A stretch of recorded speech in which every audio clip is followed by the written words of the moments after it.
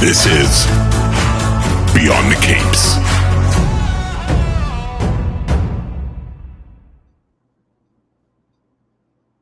All right, everyone. Welcome back to another episode of Beyond the Cape podcast. With us today is Karl and Wes. We are here to talk about the project Axles Infernal. Welcome to the show. Hi. Welcome. Hi. This is really cool. Yes, we're happy to have you guys here. Everyone's going to love the issue once we get into the meat of it. As the first question, I like to ask every creator that comes on the show, comic books will always be one of the most rewarding mediums ever, because seeing your final work and the collaboration with your friends on the shelf at a comic book store, in the convention, is always one of the best things ever. It is, on the flip side, one of the most heartbreaking fields to keep going in, because there is just so many ups and downs and heartbreak that go along with it. What keeps you guys motivated in this field? I mean, you could obviously, you want to be a banker, you want to go open a Costco. Those are probably easier, less heartbreaking things, but this comic book always keeps us coming back for more, despite everything we know about it. I think it's because we like to abuse ourselves. There is some sadomasochism in it. And, you know, that Christian that would go out and like cut the switch out in nowhere and like just but on my end, I work a soul-sucking day job, and there's an escape from this. And I go pretty far back. When I was in art school, I was doing stuff for Eclipse Comics back in the late 80s. And I've just kind of slipped in and out of this stuff, you know, off and on, and more working on this, more of an escape. Definitely. You know, Wes? I guess like the answer most people want to hear is like, well, when you see it out there, it's rewarding and you see the reaction, you know, you feel great. But I don't know. Yeah, I have to go with the masochism part. Definitely. Like right now, it doesn't help that I feel like for the most part, I'm massively underqualified to do very much else in the real world. Like having worked like pretty much in front of my computer for such a long time means my people skills are like rock bottom. So, you know, but right now it's I guess it's with comics, it's kind of like this weird puzzle where there's certain times of like, I know there's a way to do this well and also make a living at it. I haven't cracked it yet. I've seen other people do it, so I guess I tell myself maybe I'll be one of those people one day. But no, you know, the end product looking good is also a little rewarding sometimes. No, that answer definitely is true, because we just talked to Michael Oming and Taki Soma, and Michael had said it's like a puzzle. Every comic book you do, you almost get it just completely solved, but you're always missing a piece. So you're like, all right, I just got to move on to the next puzzle. And you don't realize that the puzzles you have solved are beautiful works of art, but all you could think of is, oh man, I missed that one piece, so it's never going to be perfect. And I got to keep going on, and I'm trying to get a perfect project. And it's a chase, and it becomes addicting. I think with most comic book creators that are trying to chase down that perfect story. Yeah. I think if there is any level of perfectionist in you, that can paralyze you. But also, you know, what I usually tell people is they say, well, how do you make your work better? And I said, in a way, you've got to kind of hate it, because I want to do better than this. And then I want to do better than this.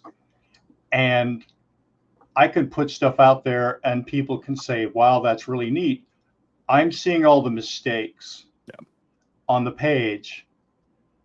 And there's this little man in my head screaming, why are you people not seeing that problem? You know, I went and met with Bob Schreck when he was at DC. He was frightening because he saw all of me. he could look at that page and he could tell me who I was, and he saw all the mistakes. And I'm like, I can usually bullshit my way through a lot, but I was just like,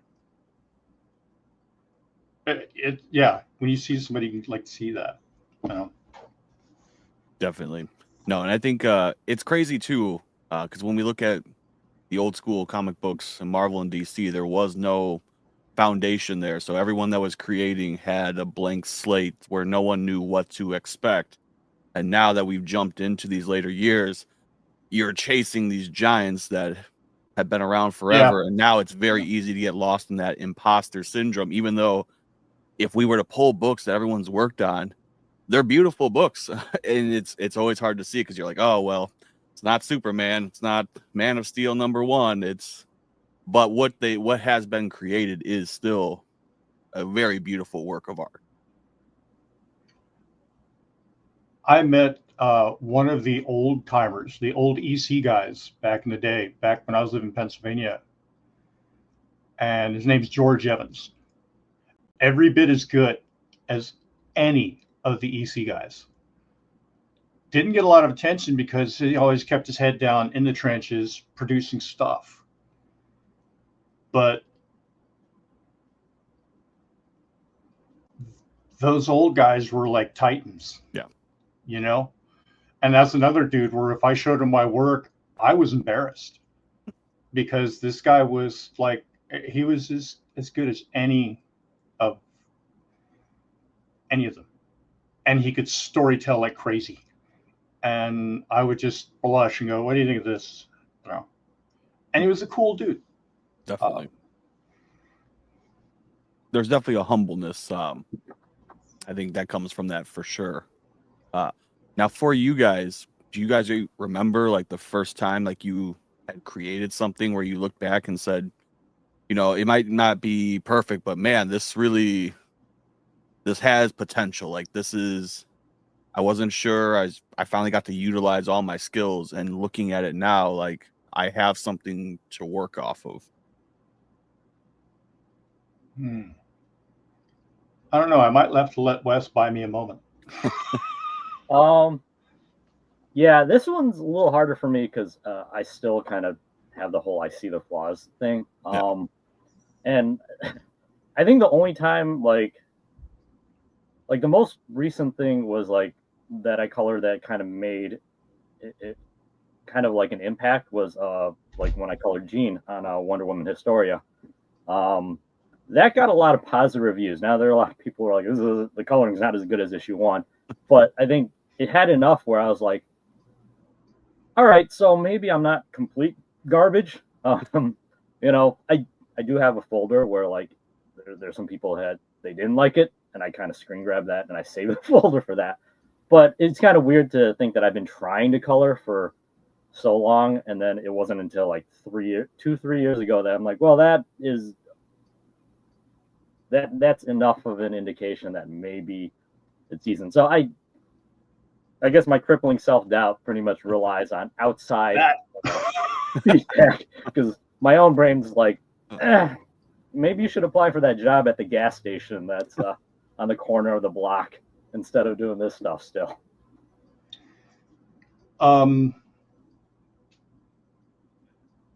Wes could be a superb children's book illustrator, by the way. I keep giving him shit and saying, dude, you need to come up with just a really simple children's story, because anybody watching this podcast, go to Wes's like Instagram and look at the stuff he posts to draw for himself, make himself happy. I'm like, dude, he could do a children's book, like, you know. For me, probably the first thing I did was I was still in art school, and I met Tim Truman. And he very foolishly handed me a project called Hotspur. So I'm going to school full time, and there's this 3-issue series that I just kind of turfed because I couldn't do both at the same time, and it was an art school. But that's probably the first thing I did where I went, yeah, I can do this. as long as I'm not trying to do something else full time. And that was a project written by John Ostrander back in the day. So there's that. Yeah, that's a pretty great story. I mean, that's definitely an indication that 1987. that you got something going on there. And it's definitely hard, especially when we get further in the comics. I work a day job. This is just a fun project for us as well. And trying to bring comic books. But that passion it's crazy what keeps us all kind of in the game or on to the next project, because it's very easy to give up. And I think it's really hard to see that even at a Comic-Con for C2E2. I know me and Wes were just talking about it, how many people I've seen set up a booth one year to promote their small book. And then when I look on Instagram to see if they're still doing it, if they're going to come back to another convention in the area, the page is just gone. And it's crazy. It's so hard. And I do get it. The time, the money, especially with things going on now, how easy it is to just hang things up. But to keep going with these passions, I think it speaks to a volume, definitely of the dedication to the medium itself. Yeah, I loved comics as a little kid.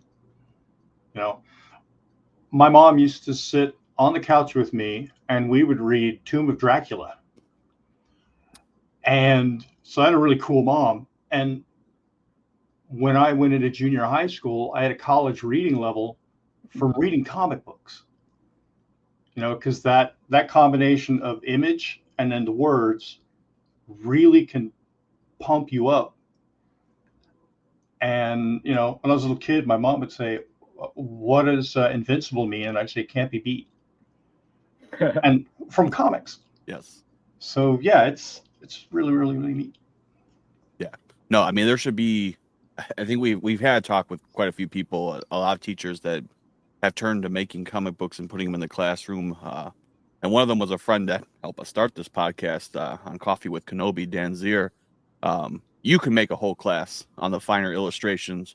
Alan Moore, despite him being a little out there nowadays, Alan Moore Swamp Thing, you could read that whole book for an entire semester and get everyone's opinion on what did this illustrate, what not. That's just like that book to me. If you want like classic literature, there's so much beauty in the art and the writing for that book.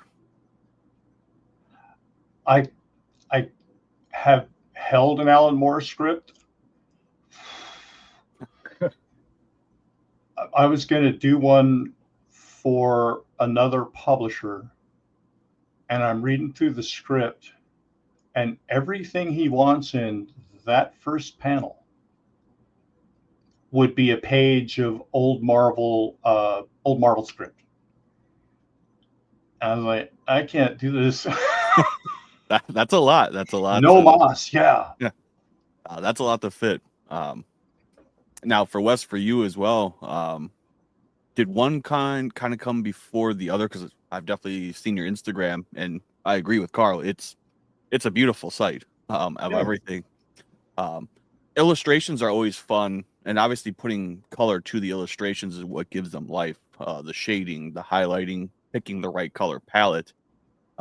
Is there one you prefer, or is coloring kind of like the relaxation after the illustration is done? Like now I get to really just transform it with my colors. No, coloring is still pretty stressful.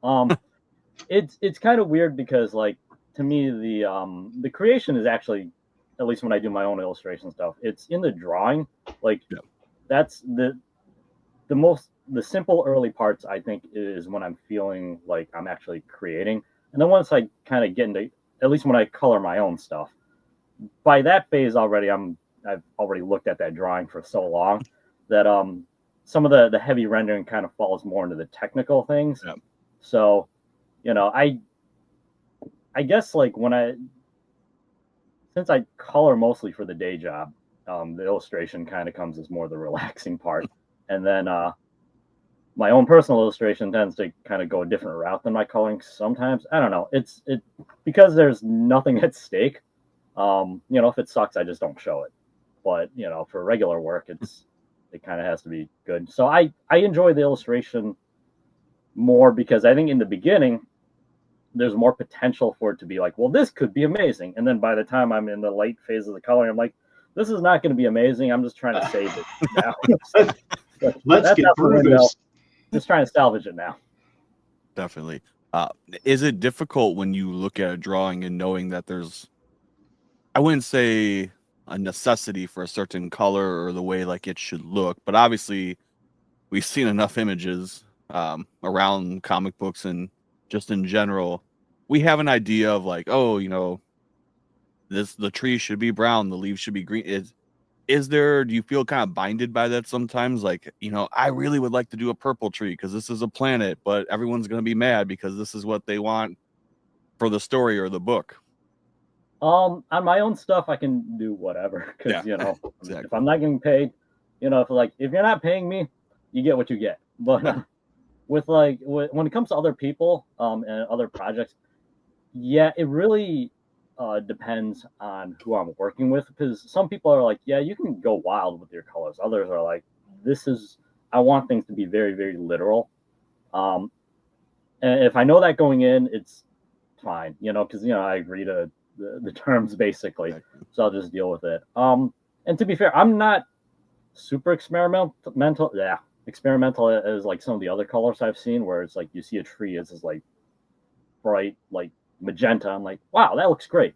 I never would have thought to do that. But yeah, there is still some pressure because it's like a lot of times I shift back and forth between different artists. So some want it very specific local color, just like the real world. Others are like, go wild. And then sometimes I can compartmentalize and like one style bleeds into the other. And so, you know, the artist will be like, that looks all right, but can you do it completely differently, like than what you did?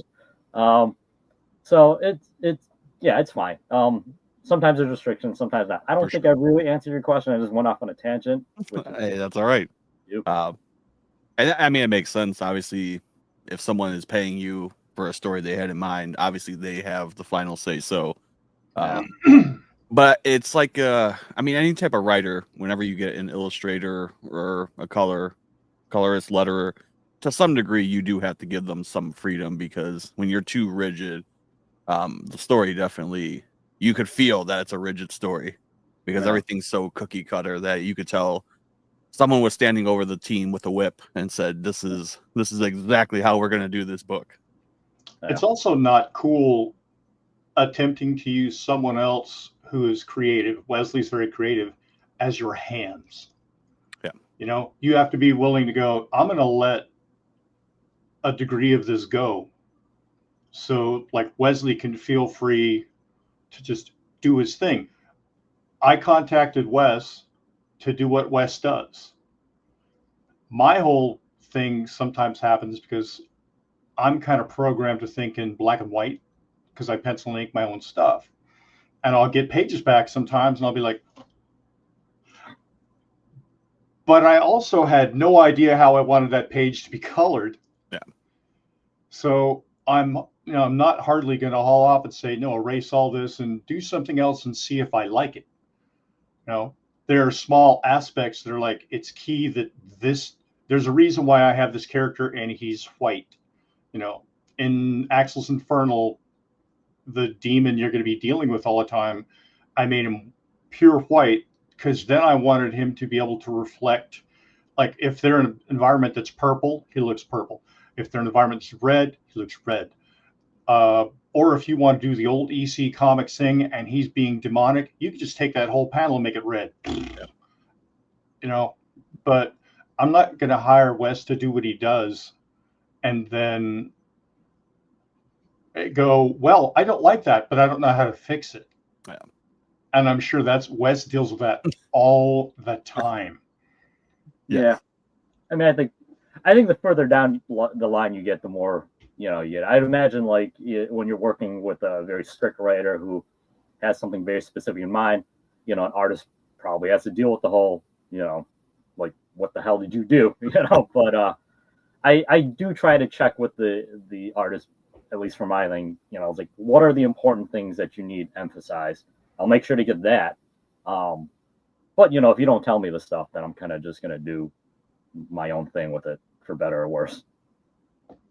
Absolutely. And I mean, that's the whole point when you get a team together, is you trust that team. You specifically obviously sought out. I'm sure you didn't like reach into a fishbowl and say, oh, these 3 people came up. All right, this is the team. We're going to go. I mean, when Wes first did some sample pages, he was coloring, I hate the way this sounds, typical colors, right? I'm like, no, do something else. You know, I mean, they were very clean and very polished. And I'm like, no, you know, but he's accustomed to working for other publishers, and he's going to color what usually works. Yeah. And, you know, he did some, and he called them sketches. I sent him some pages, and he just did this loose stuff. And I was like, that's it. And it makes Wes crazy because he really likes to polish everything, and he really wants to get into it. And I'm like, no, these broad strokes you did where you're coloring outside the lines, that's it. And I could hear it, and he's like, are you sure? Yeah. You know, and it went with the very drab earth colors that we're going with in the story. And then when we get to hell, he can go, all right, flame on, and, you know, go nuts. Run wild. Yeah. Perfect. And it worked out. Like I said, it was a great issue 1, which brings us to the whole point of why we're here, and that is to talk about the project for Axles Infernal. So where did this whole story start? I worked with Dan Chichester on a Dark Horse book called Motorhead. And Chris Warner had created that character, handed it over to Dan to write it. And I met and got to be friends with Tim Bradstreet. And Tim was like, hey, Dan, look at this guy. Because at that time I was doing illustration, gaming illustration, lots of TSR, things like that. And then the whole collapse happened. Like the whole industry just imploded. And at the end of that little short run, I think we did 8 issues. I had sent Dan an email, and it was just like the spark of an idea. I thought, wouldn't it be cool to have 2 truckers delivering things in hell? That was it. 2 dudes, because I'm thinking visually you could draw all these interesting things. And let's say you need Pandora's box delivered from the Dante's hell to, I don't know, Japanese hell, because there are lots of hells. And that's all I said. I'm like, well, what about these 2 truckers? And I was like, we could do these as like little 8-page vignettes. A couple months later, I get this prospectus from Dan. And he had taken it and just exploded it everywhere. And one of the truckers was female. The truckers were delivering hell to earth. You know what I mean? There are a lot of key things that he just boom, change that. And there's an editor he works with that he's worked with for a long time who's a super pro. I can't think of his name off the top of my head. And Dan sent this prospectus to that editor, and all the editor could say was, fuck you for coming up with this first. And this would have been 1997 or 1998. So, and then all of a sudden, Dan and I had lives. Yeah. You know, he had a kid, and it just kind of faded away. And then a few years back, he contacts me on Facebook, and he says, hey, I want to work on something. And I'm like, I know exactly what you want to work on. This story could be an HBO series. It is so out there, and you know, like the producers that did American Gods could do this. Yeah. So it's really off the chain. And one of the challenges is Dan keeps going, Karl, get weirder.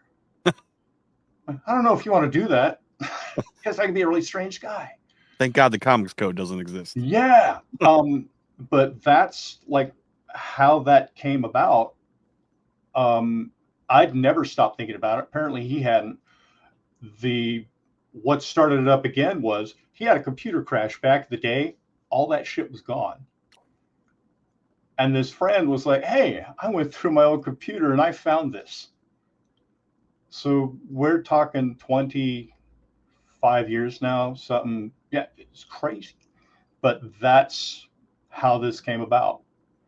You know, so like Percy is him, you know, his creation. I'm the guy who goes, hey, can we ever chew her nails? You know, can we have really weird stuff? She used to go to college. What if she's a dancer or was studying dance like ballet? Because then I have an excuse to draw her when she springs into action. She looks like a ballet dancer. So I like throw all that little stuff at him, and he has to sort through it and go, no, that sounds like shit. That really works. Maybe that. But Dan is like the structure of it. He's extremely literate, really well read, has frightening references. But yeah, that's pretty much the genesis behind.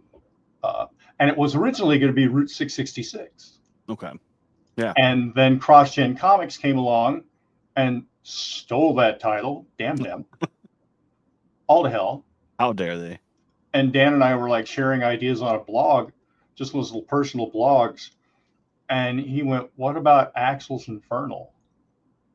And I loved it because it makes you go, wait, what's that? And that's what you want. That little hook of, so. All I drone on. Hey, it worked out. And I think one of the best things about the issue was towards the end of the first issue was the initial truck scene where she's kind of getting a glimpse of what exactly she just kind of stepped into was the different panels all around the page. And it looks great from my phone. I can only imagine what I'm assuming it's a double page, probably like splash page. It's going to look even better. What's really nice is that you guys didn't stick with just one hell. That could be, as you just said, there's different references. The nice thing, and this goes to Wes as well, along with the coloring, was all the Japanese demons and the normal depictions of hell. There was not a crossover where it got muddy with the flames. That's the worst part when someone does a hellscape, is flames are everywhere. You lose so much detail because they're just tired. They're like, it's just a hell background, just flames everywhere, just flames. We'll cancel out the page. It's fine. It's easy to draw. It's easy to color. It's easy to put on the page, and we could just skip over it. That almost towards the end, that was just a beautiful page all around that really showcases what's to come. Yeah, Wes puts in the work, man. Absolutely. When his pages come in, I might change 5%. That's it. I'm like, I had envisioned this being this color, you know, and that's about it. The rest of it is, that's working for me. So, and Dan's kind of farmed that out as, you know, Karl is the artist. I'm gonna make that more your kind of deal. I run everything past him to make sure, because the dude's a former editor. You know, he was buddies with Archie Goodwin. So he's known some serious editorial staff. He's friends with Bill Sienkiewicz. He's worked with talent like you would not believe. So yeah, I'm gonna run it past him. But he's been really cool to say, hey, you deal with Wes and figure out colors. And if there's anything that jumps out that I really don't like, I'll let you know. But yeah, he's very good at delegating. Definitely. And I mean, it worked out. Now, Wes, I don't know if this was hard for you, because obviously if we look at Dante's, you know, Inferno, the whole Divine Comedy, as we get down into hell, we get from hellscape to essentially an ice prison. So it's easy to differentiate the colors. When you get into like a Japanese hell with the demons and everything like that, the bold reds and oranges that we were just talking, it's very easy to start confusing them with crimson red to kind of a fire red. Was there any challenges when you were coloring it where you're like, I really want to differentiate like these colors because I don't want them to get too blended to a degree? So like, I would like, I'm sure the correct answer again would be like, yeah, I referenced a lot of stuff, and you know, like this is absolutely. I got a whole book on it. Yeah, I didn't do any of that. Like, I kind of just needed the panels to separate, You know, like I wanted things to at least be cohesive and readable, but I also like if it's a different scenario, the panels I usually just tweak the temperature a little because I don't really have like I have a general color palette. I know some colors kind of have their swatches and they pick like preset colors. I use you know, like more of the color wheel with a triangle, and I just kind of pick and adjust accordingly. And then at the end, I'll tweak it. And then, you know, like I'll send it to Karl, and sometimes they'll be like, this hell needs to be different, you know? So I don't, that one I did a little while ago, so I don't remember specifics, but I do think there was probably some tweakage on Karl's part going, yeah, this is not the same. We don't want the same, you know, like red, fiery Catholic hell on everything. I went to Catholic school as a kid, so that's my common association. So all the other extra hells, like, and we'll have some of that and also an issue too as well, where it'll look a little different. It won't just be completely red.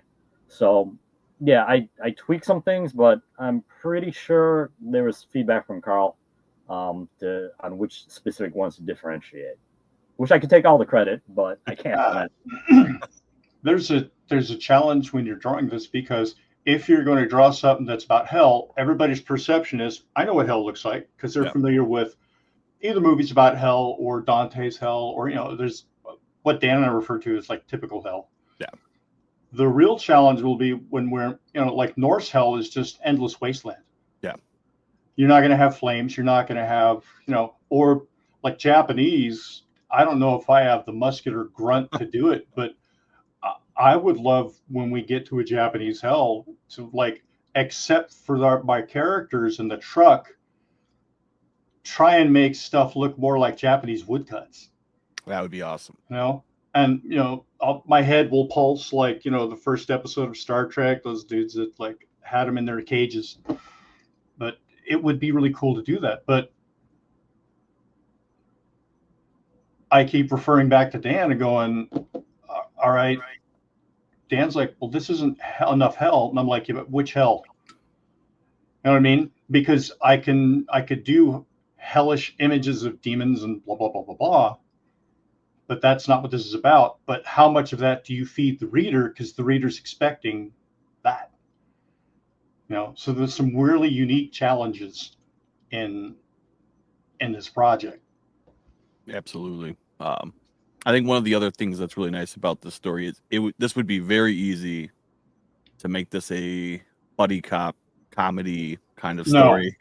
No. And I was really happy that it was not that, especially towards the end.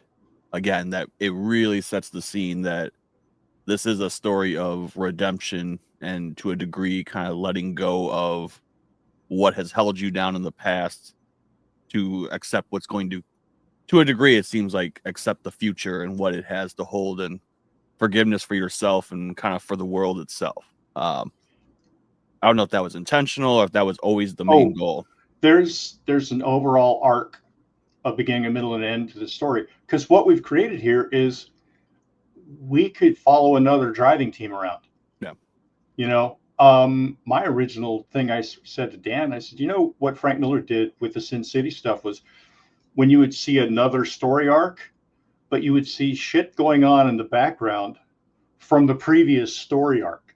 I'm like, Can we please do that? No, there's going to be a scene in issue 2 where they stop at this stainless steel diner. And it's a diner that phases in and out of hell for the truckers so they could stop and do their trucker thing and eat or shower, do whatever. And I'm like, wouldn't it be cool if a later story, we could have our characters in the background, and you can, you know, because people love catching that little deep cut, that little story Easter egg. And bear in mind, Percy's on the truck because she's headed to hell. In hell, they can't take you ahead of time because it causes incredible chaos, but you have to be on your way there and have to have done some terrible things or on your way to terrible things for them to snatch you up, because you have to be living. And a lot of this is going to be in this diner scene, and Dan has written this wonderful, and it's all exposition, you know, it's sort of like Thor Ragnarok, the most wonderful exposition scene you've ever seen, where he's on the Disney ride and you're unaware, you're so entertained, you're unaware that it's getting explained to you. And so Dan wrote this thing where they go to this diner, and Necros, their boss, her new boss, is going to go, all right, here's how this works. And she's like, you're freaking me out, man. So yeah, Dan has written some really, really neat shit. Yeah, no, that's gonna be awesome. I was gonna ask that too, because with a story like this, you can easily introduce characters in and out, and it would be very easy to do a one shot of, oh, don't mind those. Those are crazy truckers. We don't talk to them. That's those are the yahoos. One of the things I proposed to Dan, but I'm so difficult to work with because I'm slow and I come home from my day job and I don't feel like doing anything, was, if we could do one shots that were holiday related. And the one idea I pitched at him was, all right, we got, and this is the kind of crap I throw at him, that's I make sense out of this. How about a Valentine's Day one shot where they are transporting an elite squad of what would essentially be Delta Force cherubs on a mission of love. And that's the shit I throw at Dan and I go. He says, no problem, I got this. Yeah, and he'll look at that and go, yeah, I know what to do with that. So, a Halloween issue or it would be really, really neat. So yeah, you're right. There's an opportunity to do all sorts of stuff. What are the cops like in hell? Yeah. What's getting pulled over in hell like? So yeah, it's not quite sinister, if you're talking about Grimjack, which had the perfect setting because you could do anything. And everybody's brain goes, oh yeah, because we're in Sinister, we're in a Western now. Kind of like that. Yeah, that'll be awesome. Mm-hmm. Now, obviously, it sounds like you guys have really put in, you're a couple issues out, or at least in the production of doing it. Was there a certain part when you were kind of looking at the timeline of how our story arc was going to go, where you're like, I'm really excited to do the project, but man, this issue, I think I'm going to enjoy the most, either from the art, combining the dialogue with the art, or just getting the color, something that just is like, what, this is, I've never done this before, or this is something I really want to really hit home because this is really interesting to me on this journey. Everything he's throwing at me, particularly the third issue, We Get to Hell, which is FedEx. But it's Hell FedEx. And it's so wide open that I have to hit my brakes and go, all right, Dan, give me something to bite on here. Once I get a bite on something, I can be off to the races. But if it's so wide open, I'm like, man. So there's a lot of challenges because I've got these two characters walking through this, going from where they parked the rig to where everything is like almost commerce, and there's people, there's these demons and people, and they're pushing hand carts or they're driving forklifts, and there's stuff on the forklifts that'll make your head explode, and I'm going, it can drain you a little bit flat, That'll be awesome. And it's like, I'm not sure how to handle that. If you put me in, like, say, I need a New York City scene, all right, everybody knows what New York City looks like. What does shipping in hell look like? So, yes, there's a challenge to this. Definitely. Wes, you have anything specific when they're like, oh, Japanese hell, or even the Buddhist hell, or just anything like that? You're like, what, I really want to, this one sounds the most interesting because I don't think I've colored anything like it, and I am curious to take like a crack at it, or it really resonates with me from maybe a different story. It'll pretty much be any of the hells. Well, the diner itself was kind of interesting, but like there are certain times, like, I don't necessarily know exactly what's coming because I kind of read the script, but it's been a while. But Carl just sent me these like screen grabs or like camera photos of what he's working on, and he's like, I'm sorry. And I'm like, all right, that one's gonna be interesting.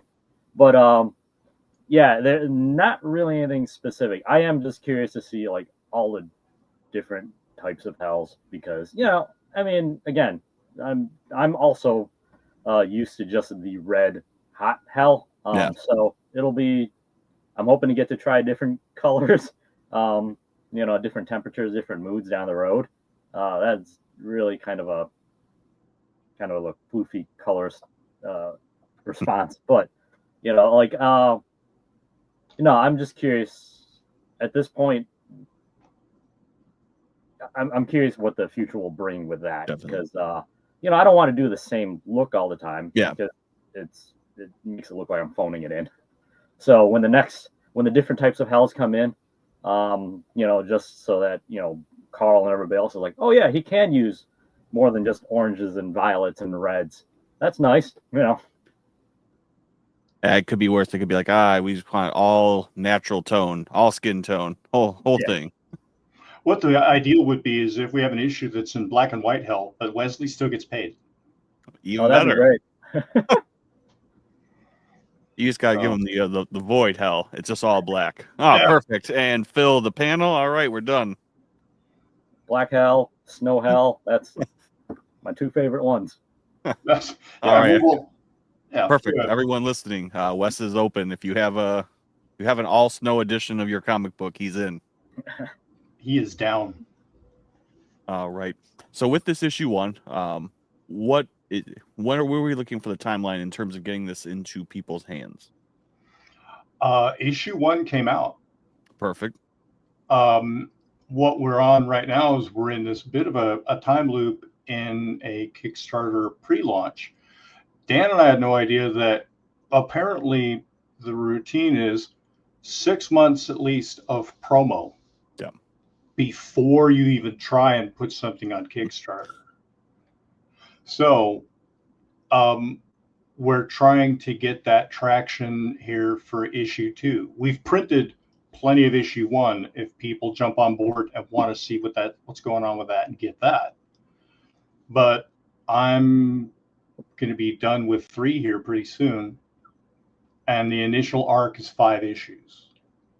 And that whole thing is intro to the character, intro to the world, intro to hell, and at the end of it, they're going to do a run. Because Dan and I were talking about the whole, how do you want to plot this first 5 stories, 5 issues, and I'm like, they got to do a run at the end of it, because that's what we've set up, and so we've got this cool run set up that's going to shock Percy to her core when she helps deliver actual hell, because it ain't fun and it ain't nice, and she's just facilitated this, and she's figuring out this is my job now. And the characters that are involved, these driving teams, are trying to work off what they've done, and after a while the reader will be trying to figure out, are they able to work this off, or are their bosses bullshitting them? So and the driver that's the old pro, Virgil, he has a horrendous history. And so as there's going to be a dynamic as Percy begins, when she learns about what he did, they're going to be like uneasy friends. And then she finds out that's terrible. So there's a lot of really heavy duty things that are going to be going on. And it's really exciting. Awesome. Well, we look forward to it. So it sounds like the pre-launch is up and starting, so you could go ahead and register now for the pre-launch. Yes. Come on, take a look. And I can't wait. Perfect. So if everyone's listening, that will be linked in the comments below. So go ahead and click the pre-launch. Get ready for it. For everyone listening that is interested in keeping up with what you guys are doing, seeing updates on the project or what your next project is, where is the best place to follow you guys? Wes. I'm on most of the social medias, and wow, I said that like an old guy. But like pretty much I go by Wes Wong with you on everything. I'm not great at promoting anything. So usually, I'll see like, Carl somebody else promote something, I'll just kind of reshare, because I'm never really sure. I've never really understood or come to grips with how to balance the, hey, buy my stuff, to, like, here's my personal thing, because eventually people get annoyed with you talking about your thing. So I usually just reshare other people's things. So yeah, what's wrong with you? And I'm on Instagram under Karl Waller, so you can look me up under that. Trying to remember if I have my middle name on my middle initial or not, but punch that stuff in and I should pop up. Perfect. Other than that, that's one of my problems. I'm more of an analog guy, and I'm not good at self promo also, and because it feels like an ego thing. I grew up out west, like in Utah, and you don't put yourself out there. And the whole trick to this is getting yourself out there. So I have a DeviantArt page, artist WKG, all capital letters, and it's got a bunch of different stuff for me. Other than that, that's where I am. Perfect. Well, for everyone listening, we will have them linked to the page, so follow them. More importantly, go to the pre-launch, get ready for this next issue. Thank you guys for coming on and discussing this. Like I said, first issue is fantastic. I look forward to seeing how this story develops. We hope everyone that has been listening or watching this, if you're on the Spotify, has enjoyed it. This has been part of the Uncensored Nerds Network. This podcast, the Comic-Con podcast, We Got Issues, our other Ben Temple Smith's podcast, we're all on the same network. So go ahead, listen to us, listen to our other friends. More importantly, again, go follow the pre-launch. This is a great story. You're going to enjoy Axles Infernal. We look forward to having you guys back on as we get maybe further down the storyline, and we'll discuss that would be great. The next art. And we can get Dan on. I think he's at a convention right now or something. So the Perfect. scheduling just didn't quite work. That's all right. I got plenty of camera spots. We can get as many people as we want on. I'll dragoon Wes into doing it again too. So we'll have 4 faces up here. Perfect. He's gonna be excited. We're gonna talk about the next color palettes. All right. For everyone listening, we hope you had fun. Everyone, have a good night. Bye. Bye.